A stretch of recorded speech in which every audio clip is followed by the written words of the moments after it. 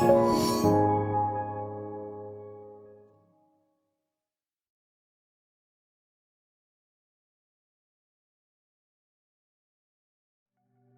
amigos, en este video les voy a explicar en qué consiste la estructura básica de un procedimiento simplificado. La verdad es que hay, como dijimos en otro video, hay dos instancias dentro de las cuales se puede producir el requerimiento simplificado. Una es dentro del contexto de una audiencia de control de detención y otra es dentro del contexto de una audiencia programada, ¿ya? Vimos en el otro video en qué casos se produce cada una. Obviamente el control de detención es porque la persona fue detenida pocas horas antes, por lo menos 24 horas antes de la audiencia de control de detención. En el caso de las audiencias programadas, lo que ocurre es que el fiscal presenta por escrito el requerimiento al tribunal y le pide una fecha de audiencia para que se le notifique al imputado y a los intervinientes la realización de esa audiencia. En este caso, el fiscal tiene que hacer la solicitud por escrito. Ya vimos anteriormente cuáles eran los requisitos que tenía que tener el requerimiento. Básicamente lo que dice relación con la descripción del hecho, la calificación jurídica, la invocación de las circunstancias agravantes y atenuantes, la solicitud de pena, tiene que ser el detalle de todos los antecedentes de prueba que va eventualmente a llevar a un juicio oral. Pero si bien es cierto, el procedimiento en sí es muy similar, en ambos casos hay algunas variables, ¿ya? Vamos a partir en este video para efecto de ir ilustrando lo que dice relación con el procedimiento simplificado dentro del contexto de una audiencia de control de detención, y luego en ese contexto vamos a ir señalando cuáles son las diferencias eventuales que podría tener con un procedimiento simplificado, porque básicamente el procedimiento es el mismo, solo que hay algunas instancias previas, digamos, que pueden influir en que sea un poco distinto el procedimiento, ¿ya? Ahora,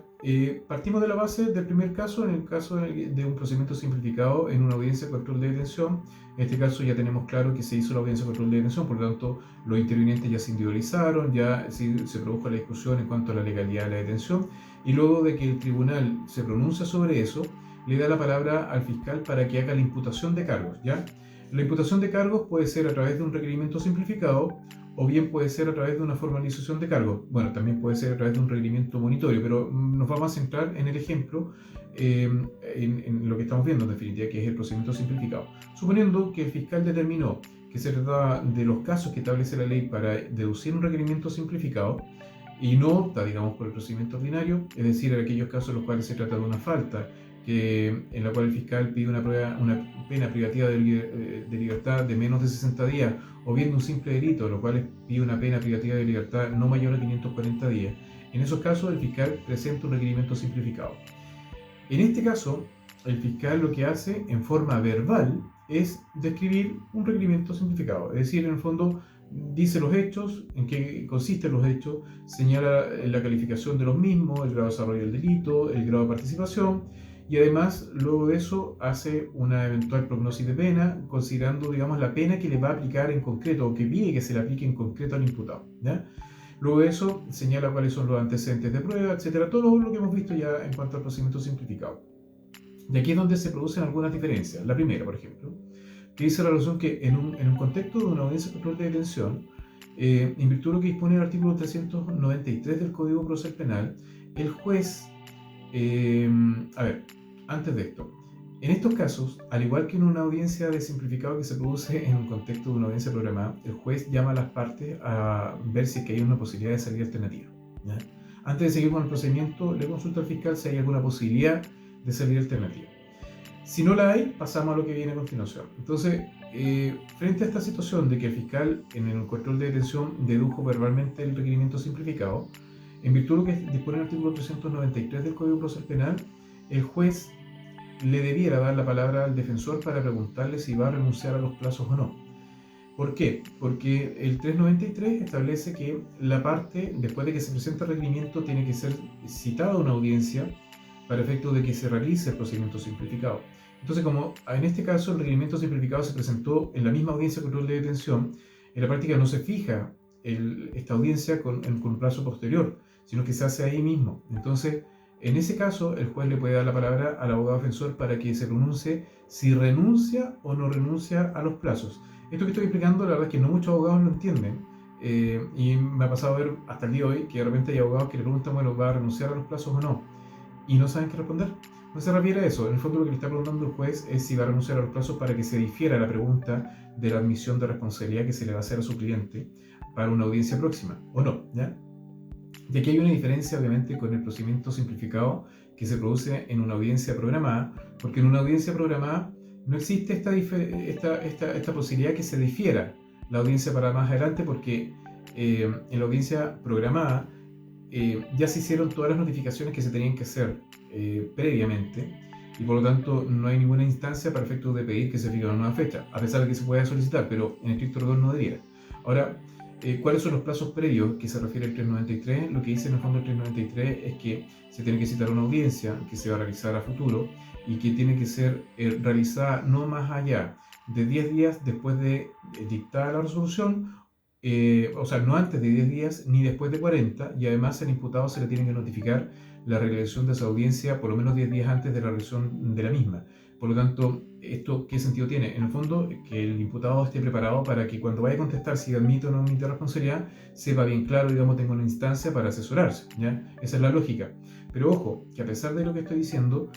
hay algunos jueces que directamente no dan la posibilidad de que se difiera esta audiencia y directamente le hacen la pregunta al imputado de si admite o no responsabilidad, que es lo que vamos a ver a continuación, ¿ya? Suponiendo que el defensor renunció a los plazos, por lo tanto, lo que pide en definitiva con eso es que siga el procedimiento mismo y en el fondo que no se difiera de la pregunta de la admisión de responsabilidad, y que ya una vez que el juez verificó que no hay posibilidades de salida alternativa, que sé yo, porque el imputado tiene antecedentes penales que hacen inviable la salida alternativa, o por ejemplo la víctima no está presente para efecto de llegar a un acuerdo reparatorio, lo que hace el juez directamente es preguntarle al defensor, en este caso ya, si el imputado está preparado para contestar o no. Hay algunos jueces que directamente le preguntan al imputado si va a admitir responsabilidad o no va a admitir responsabilidad. En este caso, bueno, lo vamos a ver con detalle cuáles son las funciones que tiene que desarrollar el abogado defensor en este tipo de audiencia, pero en este caso, obviamente, el abogado defensor tiene que haber hablado antes con su cliente y explicarle cuáles son los alcances de que admita o no admita responsabilidad que se expone, en definitiva, que eso lo vamos a ver con detalle en otro video. Pero como estamos viendo la estructura de la audiencia, lo que puede ocurrir aquí es que el defensor le diga al tribunal que sí, que está preparada la persona, y en ese contexto el juez le plantea al imputado si va a admitir o no va a admitir responsabilidad en los hechos, ¿ya? Y esto es lo medular de este procedimiento, porque nosotros ya hemos visto en la introducción de estos videos que el procedimiento simplificado, así como otros procedimientos especiales, se crearon porque en definitiva no todos los delitos tienen la misma complejidad y no todos los delitos tienen la misma pena. Hay delitos que son de mucho más fácil investigación y hay otros delitos que tienen penas muy bajas. Entonces no tiene sentido de realizar todas las formalidades de un procedimiento ordinario. Y en este caso en particular, el procedimiento simplificado se da una particularidad aún mayor, que es que este procedimiento se puede determinar en base a la admisión de responsabilidad de una persona, y eso es muy excepcional en todo sistema penal, porque en estricto rigor la obligación del Estado es que ellos acrediten, el Estado a través del fiscal acredite efectivamente que el hecho ocurrió y que además la persona participó en el delito. Pero en este tipo de procedimiento, esto es lo más relevante, yo creo, se da la posibilidad de que una persona pueda admitir responsabilidad de los cargos, y eso abre la puerta para un montón de situaciones desde el punto de vista jurídico, desde el punto de vista procesal, porque en la práctica, cuando una persona admite responsabilidad, está admitiendo responsabilidad sobre los hechos que dijo el fiscal que había realizado. Por lo tanto, cuando admite responsabilidad de los hechos, lo que está haciendo en definitiva es renunciar a su derecho a juicio. Y todo el juicio de ahí en adelante se hace ya no tanto con los antecedentes de prueba que tiene el fiscal, sino en base a lo que el imputado reconoció dentro de la relación de hechos que hizo el fiscal. Por eso, eventualmente, la relación que hace el fiscal dentro de un procedimiento simplificado tiene que estar muy completo desde el punto de vista técnico, porque si eventualmente en la descripción de los hechos que hace el fiscal faltan algunos antecedentes para dar por establecido el delito, se puede caer en el procedimiento simplificado precisamente porque, a pesar de que admita responsabilidad el imputado sobre esos hechos tal vez no están descritos de la forma para satisfacer eventualmente los elementos del tipo penal. Esto es un tecnicismo, pero lo que voy es que lo que viene en la etapa es que el imputado puede admitir responsabilidad y en base a eso el juez lo más probable es dictar una sentencia condenatoria en su contra, ¿ya? Ahora, siguiendo con la materia del video, si el imputado admite responsabilidad, luego de eso el defensor tiene que hacer las alegaciones en su favor, ¿ya? Y eso lo vamos a ver en otro video. Si el imputado no admite responsabilidad, lo que ocurre ahí es que, por regla general también, el juez fija una nueva fecha de audiencia para hacer lo que se llama la audiencia de preparación de juicio oral, ¿ya? Que es una audiencia futura en la cual todas las partes, tanto el fiscal como el defensor, van a hacer alegaciones en torno a cuáles van a ser las pruebas que se van a llevar eventualmente a un juicio, que eso va a ser en una subsiguiente audiencia. O sea, después de esto que estoy diciendo, se fija la fecha de audiencia de preparación de juicio oral y luego de eso se fija la audiencia de juicio oral. Por lo tanto, quedan 2 audiencias más por lo menos, ¿ya?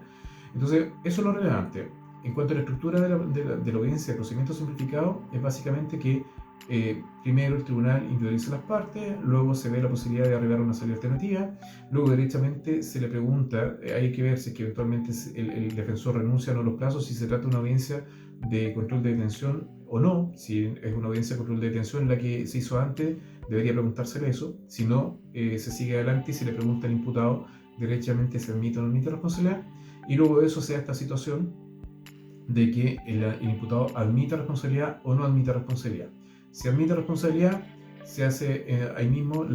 se hacen las alegaciones por el defensor y luego la dictación de una sentencia que generalmente es condenatoria. Eso también lo vamos a ver con detalle más adelante. Y en el segundo caso, si no se admite responsabilidad, se fija esta audiencia de preparación de juicio oral, y dentro de ese periodo de tiempo, desde que se hizo esta audiencia hasta que se fijó la audiencia de preparación de juicio oral, obviamente el defensor y el imputado tienen que preparar sus antecedentes, porque a diferencia del fiscal, que ya tiene todo listo y ya hizo la investigación, tiene claro quiénes va a llevar de testigo, el defensor con el imputado tienen que ver qué antecedentes de prueba van a llevar y cuál va a ser su teoría del caso, qué antecedentes de prueba van a llevar, etc. ¿Ya? Pero eso es alegación de fondo. Lo importante, lo que tienen que tener claro, es que esta es la estructura básica de una audiencia de simplificado. Tienen que tener en consideración, sobre todo los abogados, a qué se refiere la pregunta de si va a renunciar o no a los plazos, y el imputado tiene que tener claro, cuando admite responsabilidad, cuáles son las consecuencias de la admisión de responsabilidad, ¿ya? Que eso lo vamos a ver también con detalle en otro video, ¿ya? Espero que les haya quedado claro. Nos vemos en otro video. Que estén bien.